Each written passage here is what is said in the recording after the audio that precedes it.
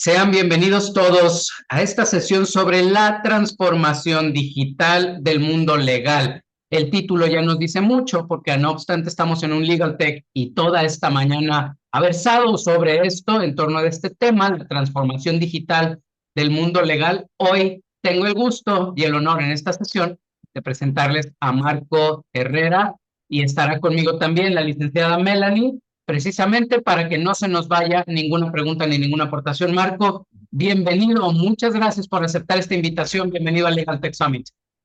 No, muchas gracias Roberto, Melanie y a todo el auditorio. Muchísimas gracias por la invitación. Es un verdadero placer y honor estar aquí con ustedes. Marco, por favor, platícanos quién eres, por qué precisamente estás tú en este foro, Partner Leader de Digital Transformation. También hablaremos de qué es Abogado Digital, una de tus principales obras. Por favor, queremos escuchar de tu boca todo lo que tiene que ver con esta carrera en el mundo legal digital. Muchas gracias Roberto. Pues bueno, para empezar, creo que lo que corresponde decir es que yo no soy abogado. Digamos que soy dentro de la lógica del mundo digital y dentro del tema de los legal tech y todo esto. Yo soy de las adquisiciones de especialistas de otras materias que se integran a el mundo de los abogados para ayudar con una visión distinta al desarrollo de la nueva forma de ejercer de los abogados. Yo soy comunicólogo, tengo varias especializaciones y trabajé durante muchos años en instituciones bancarias, en instituciones de tecnología, y los últimos 20 años he sido consultor tanto en gestión del cambio, comunicación, planeación estratégica, procesos. Y si lo ven de una manera, es todo lo que ahora necesitan las áreas y los departamentos legales para funcionar en un mundo en donde la transformación digital está llevando a los abogados a una nueva vorágine. Entonces, ese es mi expertise, y estoy a cargo del área de consultoría en Abogado Digital, como bien lo mencionabas, encargado de dar asesoría a las áreas legales en toda esta transformación digital con la que tienen que trabajar hoy en día para poder atender sus negocios. Muchísimas gracias, Marco. Ya de entrada es doble gusto el tener a un no abogado precisamente en este foro y en esta cumbre, porque los abogados ciertamente ni nos dirigimos solos, ni nos formamos solos. Miel, ¿quieres plantear esta primera cuestión a nuestro invitado? Claro, maestro, es un gusto saludarlo, maestro Marco. Y tenemos la primera pregunta. En la era de la digitalización, ¿cómo crees que está cambiando la esencia tradicional de ser un jurista que ha consistido en conocer, interpretar y defender las leyes? Gracias, Melanie. Y fíjate que me faltó decir que tengo 10 años dándole clase de las famosas soft skills a abogados. Y ya más de 8 años trabajando en el sector de los abogados, lo que me ha permitido estar muy cerca de ellos y vivir todo este cambio, ¿no? Fui editor de la revista Foro Jurídico, en donde creamos las iniciativas de abogado digital porque empezamos a ver cuál era la tendencia, ¿no?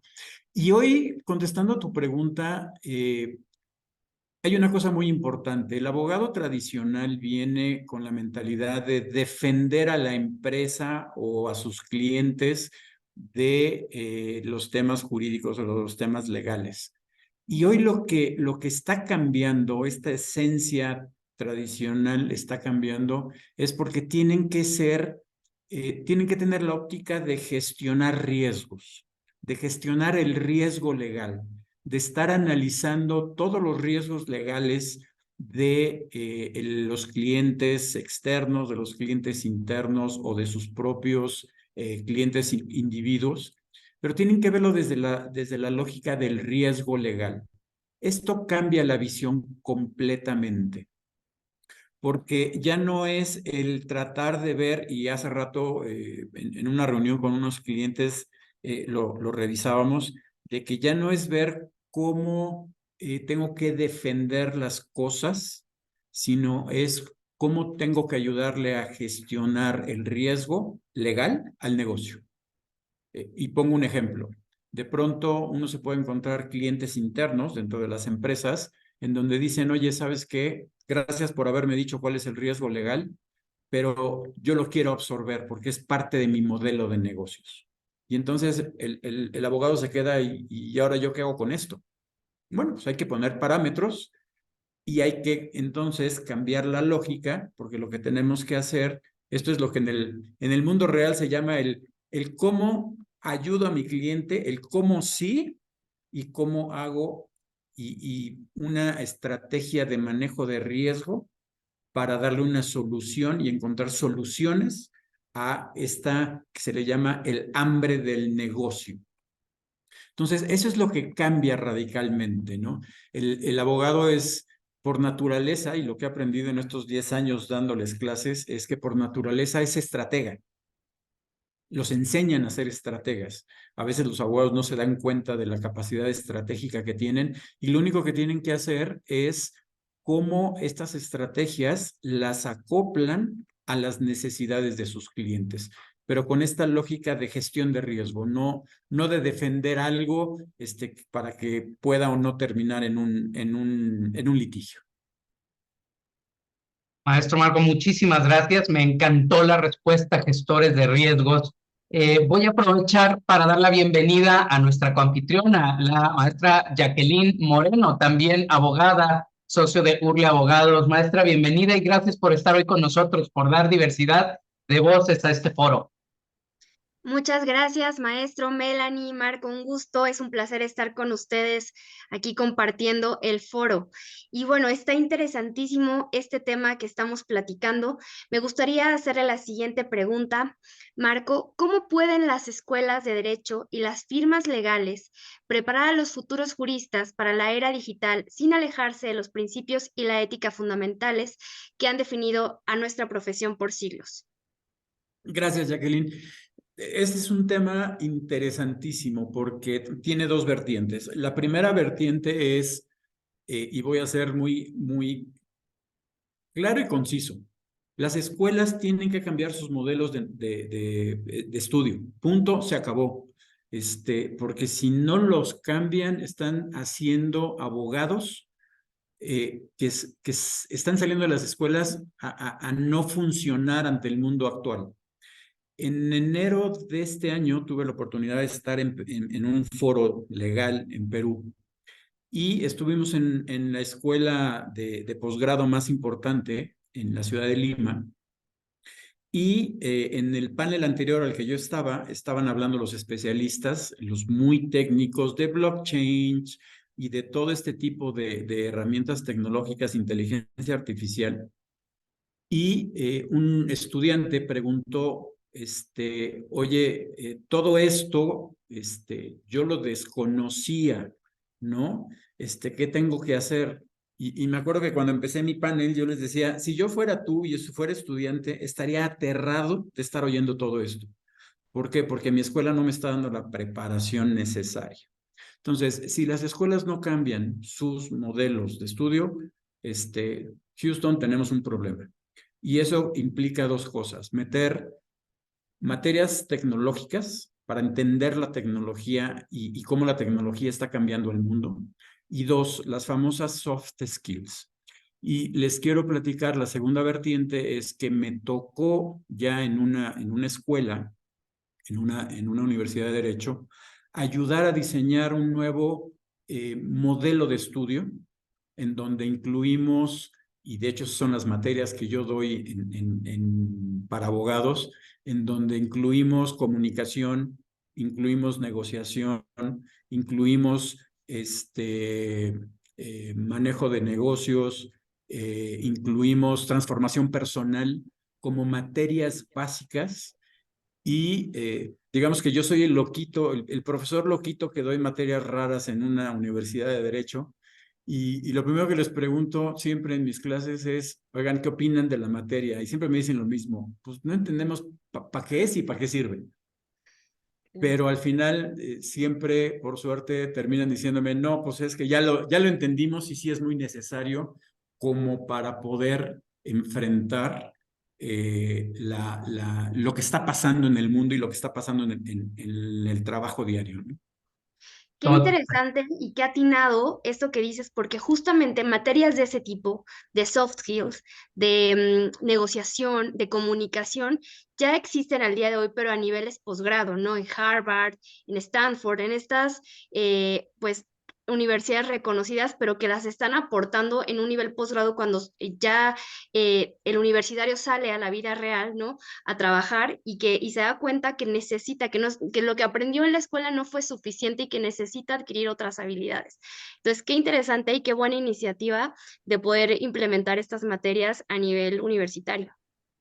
Y para ser disruptivo, y alguna vez en una reunión haciendo sus planes de estudio, obviamente se me echaron encima, ¿no? Pero yo decía, y lo confirmó un abogado, decía, bueno, con todo respeto, ¿para qué siguen enseñando derecho romano, no? Cuando hoy las leyes están en Google y las tenemos que consultar ahí, pero sí, tiene que haber un cambio de modelo tremendo en la educación básica, en la parte de licenciatura, no nada más a nivel posgrado, como bien lo mencionas, Jacqueline. Muchísimas gracias, maestra, maestro.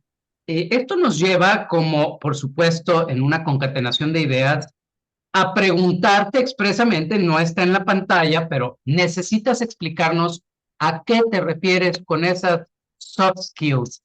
Los abogados esencialmente somos abogados o salimos con el título de abogado, aun de la carrera más breve, la licenciatura más breve de derecho que haya, 3 años, 3 años y medio, porque teóricamente conocemos las leyes y el sistema jurídico y procesal hasta ahí. Cuando hablas de soft skills, maestro, ¿crees que los abogados con habilidades de programación, de UX, UI, diseño y otras disciplinas relacionadas a la digitalización son más eficaces? Salta a la vista, parece que salta a la vista la respuesta, pero ayúdanos precisamente a cómo cambia, no cómo podría, cómo cambian estas soft skills al abogado y al sistema.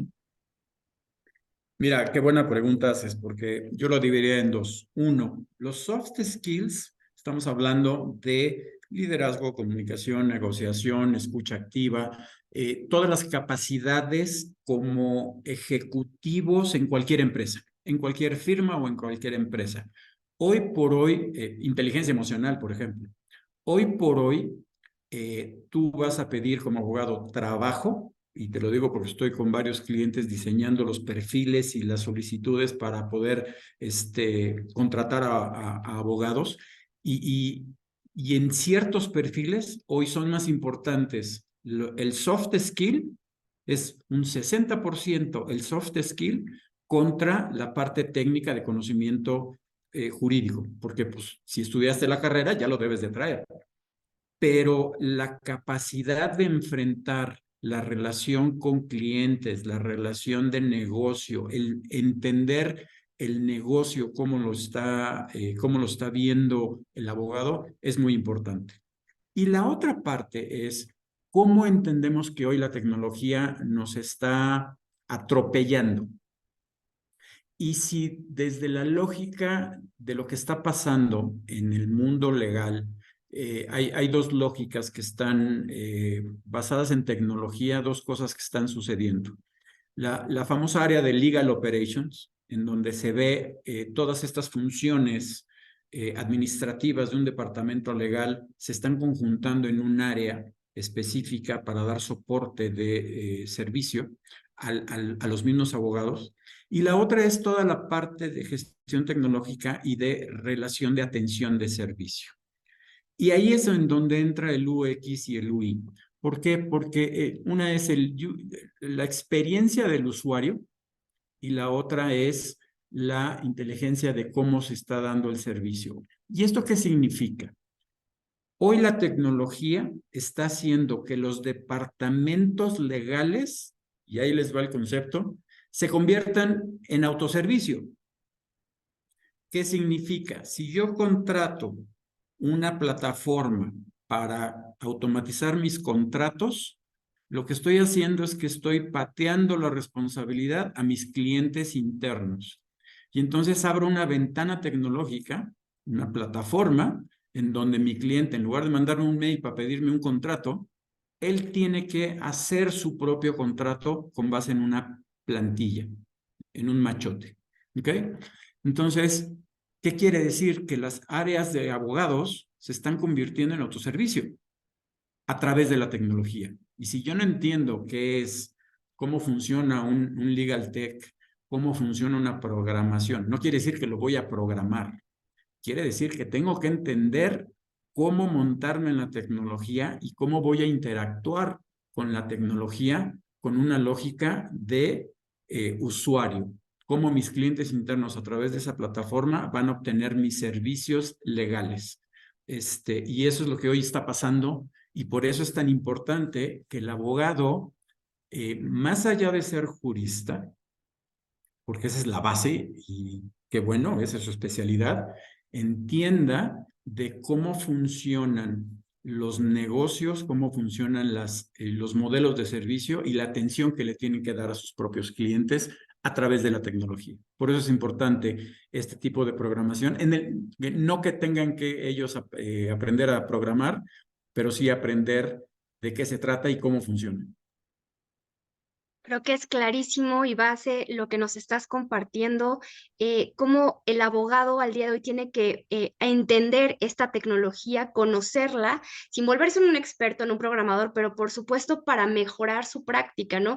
No solamente que cambie y que traslade este trabajo al cliente, como bien lo dices, sino que sea que podamos usar estas herramientas y estas nuevas tecnologías para mejorar nuestra práctica y de esa manera no poder, o sea, más bien evolucionar y saltarnos esta parte y esta pregunta que nos han hecho a todos los abogados de si la tecnología y la inteligencia artificial nos va a reemplazar, ¿no?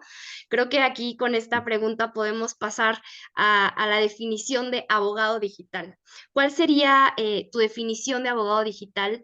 ¿Qué habilidades, conocimientos y enfoques distinguen un abogado digital de uno tradicional? ¿Cómo crees que esto está influyendo en la práctica y la educación legal? Gracias, Jacqueline. Y antes de contestarte, y dijiste algo bien interesante, me acuerdo que cuando empezamos a hacer en México los primeros eventos de tecnología para abogados, además de que nos veían con cara de loquitos, y de ahí salió, yo tengo una frase que les digo que la pesadilla de Terminator es lo que le pasa a los abogados, ¿no? Y en aquel tiempo recuerdo que fuimos a un congreso no me acuerdo si fue de la Barra o de uno de los colegios, y se hacía la pregunta, ¿no? ¿Vamos a ser reemplazados los abogados? Sí, se los va a comer, ¿no? Terminator se los va a comer. Claro que no, por supuesto que no, y hay ejemplos hoy, por ejemplo, el modelo que tiene Estonia, donde tiene inteligencia artificial y toda la tecnología para hasta jueces tecnológicos tiene, pues ha demostrado que no. Lo que va a pasar es que el abogado va a poder tener la tecnología lo que va a hacer y lo que hace es todas las acciones repetitivas las va a hacer automáticamente. Y aquí mi pleito a veces con los abogados es cuando me dicen es que hay contratos especiales. Pues no, señores, grandes compañías, todos los contratos los hacen iguales, entonces no hay contratos especiales. Hay cláusulas especiales, hay condiciones especiales, pero todo va hacia la automatización, ¿no? Y regresando a la parte de que es un abogado digital, cuando empezamos con todos estos eventos, recuerdo que Jaime Limón en uno de sus libros tiene una explicación en donde es un abogado que tiene que tener, por un lado, un cambio de filosofía para ver las cosas y entender la tecnología, y la otra, la capacidad para absorber todos los cambios legales que se están dando con resultado de la tecnología. Hoy por hoy, términos y condiciones en una página web, sí, alguien te puede decir, sí es un contrato, sí, pero tienes que entender cómo es la legislación digital para poder hacer esa pieza adecuadamente, ¿no? Entonces, yo lo veo ahora que ya a 7, casi 8 años de que empezamos en México el movimiento de abogado digital, yo lo veo ahora más como una filosofía que tiene que tener el abogado, que son, te lo resumiría como las ganas de entender el uso de la tecnología en el trabajo diario del abogado, y 2, entender y querer aprender los cambios en las leyes y la aplicación de la tecnología en las leyes, ¿no? Porque es más como, ya ahora es más como una filosofía. Aquel abogado que no esté entendiendo lo que pasa en el mundo digital, pues poco a poco se va a quedar sin chamba. Justo, hace rato platicábamos en el día o con otro ponente, el ponente anterior, qué importante es esta participación de ambos lados, ¿no? Tanto el cliente, pero como el abogado, de poder facilitar y mejorar y hacer uso de estas tecnologías, de estas herramientas, para ofrecer una propuesta de servicios mucho más completa, actual y mucho más rápida, que es lo que creo que al día de hoy los clientes están buscando. Ya no se están conformando con el abogado tradicional, que bueno, mándame el documento, lo voy a revisar 1, 2, 3 días, déjame, te hago comentarios.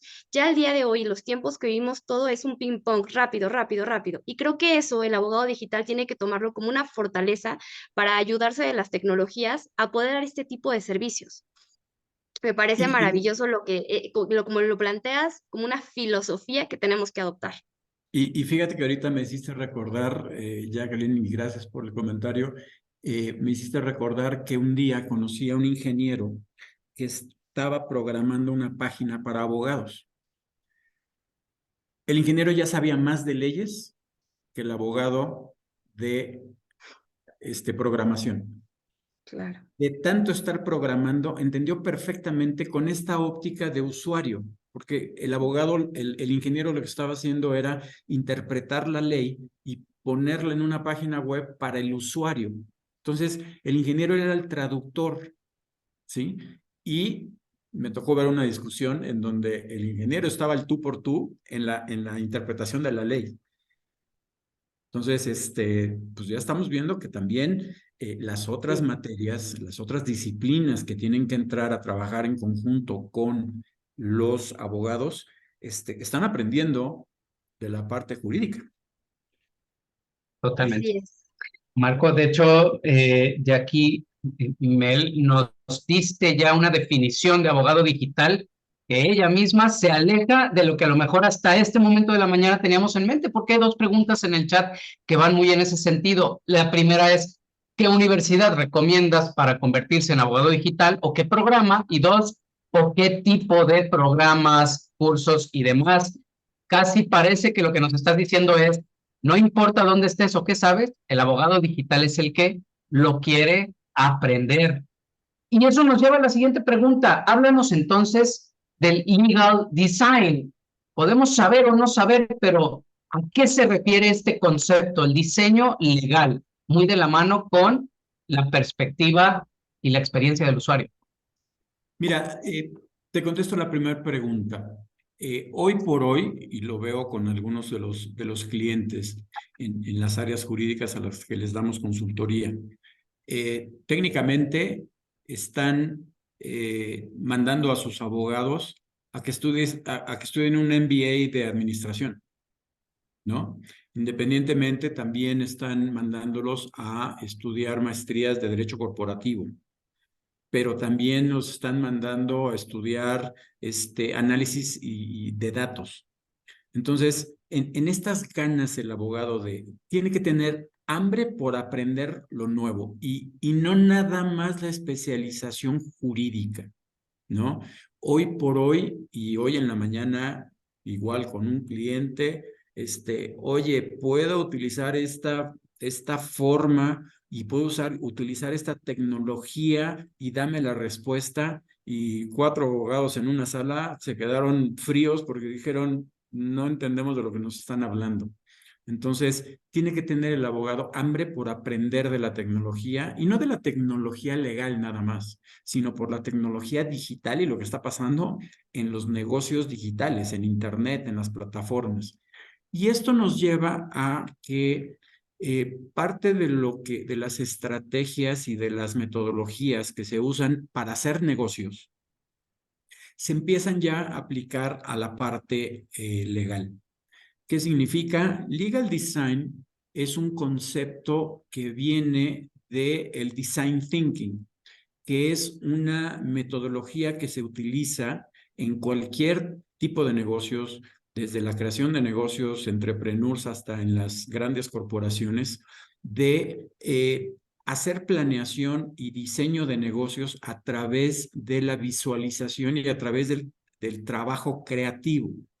Entonces, ¿cómo ha aterrizado el concepto del design thinking en el mundo legal? Uno de los más sencillos es este del legal design. ¿Qué significa? Que un contrato de 120 o X número de cláusulas se convierte en un contrato mucho más sencillo y que visualmente llegue al usuario final, al consumidor, al que lo va a firmar, de una manera mucho más sencilla. ¿Qué es lo que ha pasado? Y hemos visto y hemos ayudado a clientes a convertir contratos o términos y condiciones en documentos mucho más digeribles para el consumidor y con imágenes para hacerlo muchísimo más amable. ¿Por qué? Porque tú le das, y un día un cliente me decía, oye, es que tengo un contrato que es muy sencillo, son 4 páginas para los servicios muy básicos. ¿Por qué? Porque imagínate que gente de limpieza, gente que me da servicios para arreglar la oficina, pues tengo un contrato muy sencillo, ¿no? Pero cuando se los doy, pues obviamente se aterran, tardan mucho, no lo entienden porque tiene términos muy, muy legales. ¿Cómo lo hacemos más sencillos? Entonces hay toda una metodología que se ha creado a nivel mundial con el design thinking para convertir documentos legales en piezas muchísimo más sencillas para que el usuario no las rechace, ¿no? Entonces, básicamente ese es el concepto de legal design, y hoy te puedo decir, grandes compañías han transformado sus contratos en piezas visualmente más bonitas y aparte con una traducción a que cualquier persona, no abogado, entienda y sobre todo tenga la confianza de firmar un contrato, en el caso de los contratos. Me encantó porque de forma simple nos dices, el contrato seguirá siendo contrato, pero que ya no nada más solo un abogado lo entienda o un abogado lo tenga que interpretar, que cualquier persona pueda entender lo que dice y por eso además le da confianza al firmarlo, ¿no? O al plantearlo. Me encantó eso. Y déjame decirte, si nos vamos y volviendo a tratar de ser disruptivos, eso le quita el imperio del dominio de las leyes al abogado. Y yo creo que en el fondo, el abogado digital debe de entender que ahí se rompe todo y ahí cambia radicalmente del mundo tradicional a esta óptica moderna, ¿no? La forma es fondo y el fondo es forma. Desde el uso de las palabras, no tenemos por qué ser rimbombantes. Legalmente van a tener el mismo efecto, pero las entienden más personas. Mel, ¿qué sigue? Claro, tenemos esta siguiente pregunta que se relaciona bastante con algo que nos ponen en el chat. Primero leo lo que nos pone nuestra amiga Bárbara. ¿Cómo podemos tener voz los egresados jóvenes en las universidades más tradicionalistas? Me gustaría compartir esta forma de pensar en mi universidad, pero desafortunadamente tiende a cerrarse mucho en áreas de civil, penal, y rara vez se abren materias como propiedad intelectual y mucho menos se habla de estos temas. Y va ligada a esta que tenemos enfrente. ¿Consideras que un segmento importante de los abogados retrasan o bloquean el cierre de transacciones por ignorancia en cuestiones digitales? ¿Cómo estamos en esa área desde tu perspectiva? Definitivamente sí, totalmente de acuerdo. Y esto es un problema de gestión del cambio, ¿no? El abogado tradicional obviamente le da pánico, le da terror que le cambien el esquema, le da terror que le pregunten cosas que no saben, que no se las enseñaron en la escuela y que no ha tenido tiempo o ganas de educarse en esas partes. Y por lo tanto van a jalar a que las cosas, a que no cambie el status quo, ¿no? Eso es lo que termina pasando. A mí ¿qué me ha pasado, por ejemplo, cuando entran a mis clases? Me dicen, es que tus clases son totalmente distintas, ¿no? Hemos visto en maestrías o en doctorados todavía abogados tradicionales que siguen llegando casi a dictar, ¿no? Y ni usan técnicas modernas para dar las clases, pero eso significa que su mentalidad está cambiando. Y ahorita que lo comentabas, les platico un ejemplo. En una de mis clases, una vez se abrió una discusión sobre el modelo de negocios de un despacho de abogados. Y una persona decía, bueno, yo me dedico al litigio, y yo le apuesto a que, pues, mis clientes, bajo la forma tradicional, pues ese es mi modelo de negocio. Ok, perfecto, nada más que un litigio, pues normalmente se va de 1 a 3 o más años, y entonces ya checaste la rentabilidad. Sí, claro, nada más que tu rentabilidad a 3 años, pues se te puede desaparecer.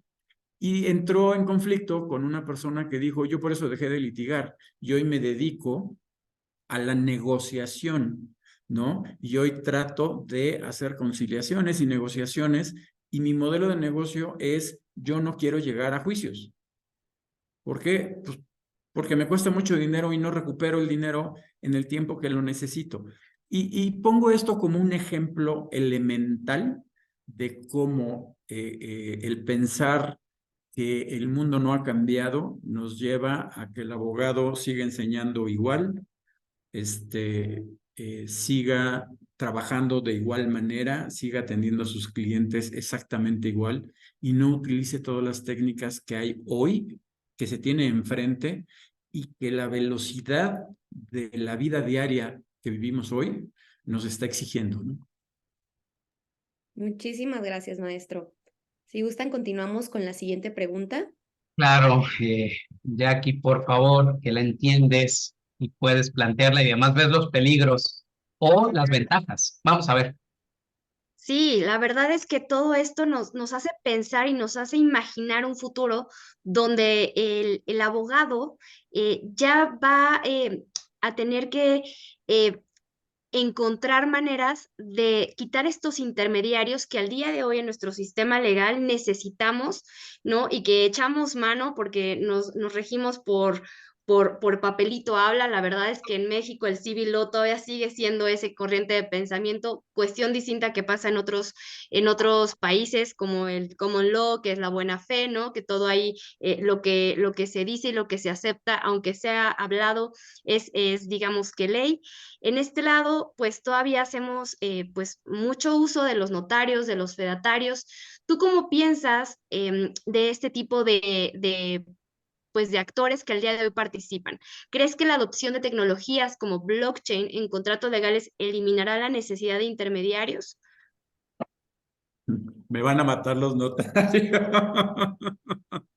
Pero sí, digo, está demostrado y no es culpa de nadie, pero está demostrado, y en otros mercados, Inglaterra, Europa, Estados Unidos, tú comparas el modelo de notarios en Estados Unidos contra el notario mexicano, y es otra cosa. Y mira, alguna vez platicando con los presidentes de notarios y contadores, han dado grandes avances, pero sí, definitivamente las tecnologías los dejan en un término de intermediarios, ¿no? Ese es por un lado.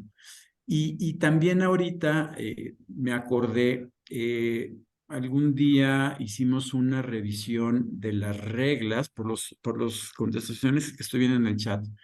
Algún día hicimos un análisis de lo que decían los colegios de abogados en sus reglas, ¿no? Y me acuerdo mucho el ejemplo de que había códigos de conducta en colegios de abogados en donde no se permitía utilizar publicidad, por ejemplo, ¿no? Limita el uso de la publicidad. Y hicimos esta comparación de cómo había cambiado el código de la barra de abogados de España, cómo estaba el de los americanos y cómo estaba el nuestro, y veníamos bien retrasados, ¿no? Entonces, sí, los mismos abogados se regulan. Y déjenme platicarles que en el Foro Económico Mundial, en el Foro de Davos, hace algunos años mandaron a hacer un estudio en donde pusieron a una abogada y a una administradora, especialistas, investigadores, a entender por qué la justicia no llegaba a manos de las personas, ¿no? Y se dieron cuenta, hicieron todo el estudio a nivel mundial, y se dieron cuenta de que los mismos abogados, a través de todos los sistemas, tanto los sistemas de impartición de justicia del sector público como los colegios de abogados, sin querer habían creado estos sistemas tradicionales que estaban encareciendo la llegada de la justicia a la gente. Y encareciendo significaba que lo estaban complicando, significaba que por las prácticas normales lo hacían demasiado especializado y para que fuera solo entendido por los abogados. Y a partir de este estudio, y que se da mucho con la entrada de la tecnología, lo que ha pasado es que la tecnología ha roto digamos, barreras que los mismos abogados hicieron para defender su materia. Entonces, es parte de lo que ha pasado, y sí, efectivamente, la tecnología le está dando una salida nueva a la profesión. Y yo creo que, regresándome un poco a lo que comentaban de cómo los estudiantes, las nuevas generaciones pueden hacer que las cosas cambien, pues es educándose en estas nuevas materias que naturalmente ellos ya traen y ya las entienden por el tema generacional, ¿sí? Y presionándolas, ¿no? Platicando con un cliente sobre un servicio que ellos daban, yo les decía, oigan, pues vamos a llevarlo en línea, ¿no? Y me decía un grupo de abogados, oye, no, pero ¿cómo? Es que eso ¿cómo se hace? Y yo les decía, perdón, métanse a tal y tal página, que tuve la oportunidad de ayudarles a desarrollar los modelos de negocio, y hoy se están dando servicios legales en línea. Punto, se acabó. Entonces, pues lo único que tienes que hacer es replicar el modelo. Entonces, sí, la tecnología obviamente va a cambiar todo el sistema de cómo se da el servicio legal, todo el sistema de cómo se opera el servicio legal, y lo más importante, hay que entender cómo las nuevas generaciones están queriendo recibir servicio por parte de los abogados, y el abogado se está quedando en el pasado. Bueno, Marco, es que grandes respuestas, profundas respuestas e inquietudes y me atrevo a decirlo, que los nuevos abogados, que aquí los tienes, 300 nuevos abogados o por ahí, están ávidos, tienen hambre. Por ejemplo, volvamos al tema de legal design, de entender cómo o por qué un contrato que no parece contrato podría tener la misma eficacia. Por ahí en el chat te ponían esta pregunta: ¿cómo hago, por ejemplo, para que un contrato no utilice el lenguaje técnico y sin embargo siga teniendo la misma protección o siga brindando la misma protección? En ese sentido entendemos desde Logic, por ejemplo, el legal design como esta posibilidad de que todas las partes entiendan un contrato, porque el instrumento es para todos. Y hemos visto ya términos y condiciones que en lugar de plantearnos párrafos y párrafos, plantean preguntas y respuestas. Primera pregunta: ¿entiendes que para acceder a esta página tienes que haber creado un nombre de usuario y contraseña, etcétera, etcétera, y que solo tú lo puedes utilizar? Sí, entiendo, es el equivalente de acepto y doy consentimiento. Háblanos de esto. ¿Cómo homologamos y cómo equilibramos términos técnicos contra seguridad jurídica? en una manera sencilla, como dijeran en mi pueblo, no usen palabras rimbombantes. Fíjate que hay dentro de la técnica para hacer legal design, hay ya softwares en donde tú metes los términos y condiciones, ¿sí? Y te empieza a revisar. La técnica dice, primero, busca palabras repetidas. Segundo, palabras que no se entiendan, ¿no?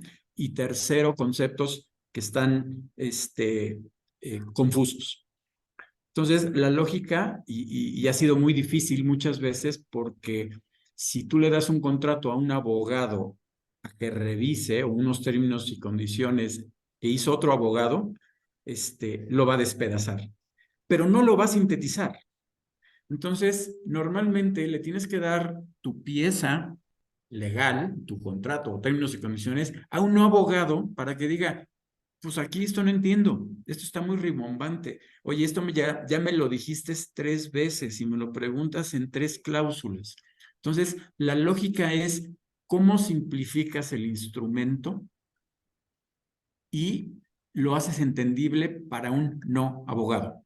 Y peor, para un usuario, ¿no? Entonces, hoy se está utilizando, ya se están utilizando tanto técnicas de síntesis y de una comunicación más efectiva y eficiente, pero básicamente hasta ya softwares que te lo dan automáticamente, porque normalmente en la vieja lógica, ¿qué se hacía? El abogado se cubría por todos lados, ¿no? Y de pronto revisabas y había 5 cláusulas que dices, oye, no me estás diciendo lo mismo, pero es para que no se les olvide, ¿no? Entonces, hoy el mundo es mucho más simple y la lógica es, tiene que tener una simpleza para que cualquier persona lo utilice. Creo que un poco las filosofías del Internet, lo que hemos aprendido con esta tecnología de facilitar, de que sea el mismo lenguaje, de que sea entendible para todas las partes, es algo que está evolucionando y trasladándose al mundo legal, que como bien dices, creo que tenemos que hacer un cambio de chip para que todo sea mucho más claro, dejar las palabras rimbombantes de lado, dejar las repeticiones, que tanto nos encanta a los abogados repetir una y otra vez quizá lo mismo con unas u otras palabras, ¿no? Y hacerlo todo de manera tan sencilla. Muchísimas gracias, Marco. No sé si quieren hacer alguna pregunta adicional que haya en el chat que sea relevante, alguna final, o si quieres darnos algún cierre, Marco, por favor, adelante. Sí, fíjate que una parte bien importante que no hay que olvidar y como dices, lo voy a dar como cierre. A ver, la profesión de abogado y toda la creación de las leyes tiene una función fundamental, que es regir toda la interacción entre más de 2 personas, individuos morales o jurídicos. Esa es la gran importancia y esa nunca se va a perder. El cómo hagamos todo lo demás, si lo queremos complicar, si queremos cerrar el negocio para que no lo entendamos nadie más que los abogados y entonces con eso voy a ampliar mi negocio, ahí es donde se rompe toda esta dinámica. Y ahí es en donde la lógica, como bien lo decías, Jacqueline, la lógica que nos está enseñando Internet, y déjame ponerle, no nos está enseñando, ya nos forzó a cambiar nuestra mentalidad como consumidor, como usuario, como profesional, como humano. Entonces, si no lo aplicamos al derecho, nos vamos a quedar. Se van a quedar y el mundo los va a ir segregando. Entonces, o nos subimos o nos quedamos en el pasado. Y la mala o buena noticia es que va muy rápido y sigue cambiando y sigue creciendo. Entonces, esa sería mi recomendación. ¿Cómo nos montamos en la ola? Pues hay que aprenderle por todos lados. Muchísimas gracias, maestro Marco, por todas estas recomendaciones. Ya por último, nos gustaría preguntarte por tus redes sociales, dónde te encontramos, algo de información para informarnos más de lo que tú haces. Sí, ahí en la página de Abogado Digital, ahí tenemos ahí tenemos un newsletter, tenemos todo lo que hacemos, cualquier cosa ahí me pueden encontrar.